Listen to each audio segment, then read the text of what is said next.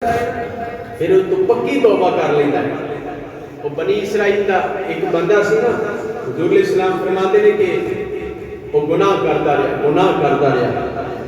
جدوں وہ آخری وقت آ گیا تو انہیں اپنے پتراں کول بلا لیا.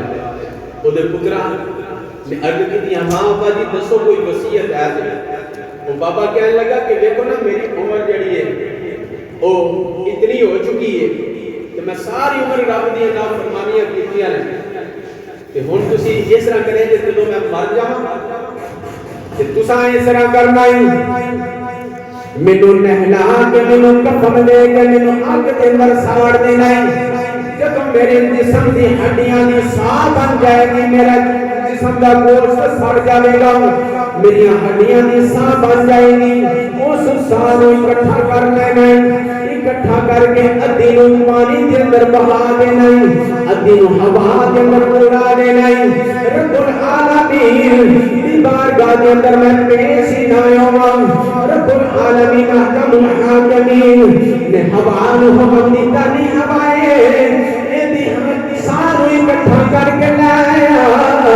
ادھروں پانی نوں حکم دیتا ہے پانی ایدی سانوں تو ہی بار پھینک دے. جدوں سانوں پانی نہیں مار سکتی نہ ہوا نہیں اکٹھا کر دیتا.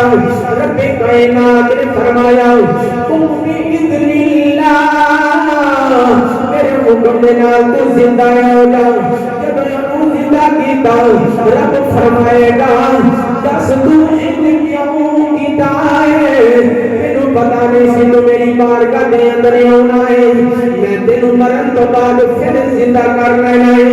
اور رب دی بارگاہ دے اندر بندہ جڑا ہے وہ یاد کرے گا رب العالمین میں ایسے وقت میں ڈردا سا میں تیرا سامنا کیویں کراں گا. میں تیری ساری عمر نافرمانیاں کردا رہیا واں، میں ساری عمر تیری حکم نازلی کردا رہیا واں، ساری عمر میں تیری اطاعت نہیں کیتی، ساری عمر میں تیری فرما برداری نہیں کیتی. حضرت محترم رب العالمین فرمائے گا اے بندیا تو اس وجہ سے نال کیتا ہے کہ کیا میں بھی رحیم تے میں بھی رحمان میں بھی اعلان کرنا وا کہ تو میرے قدم کو ڈر گیا ہے، میرے خوف کی وجہ تو اس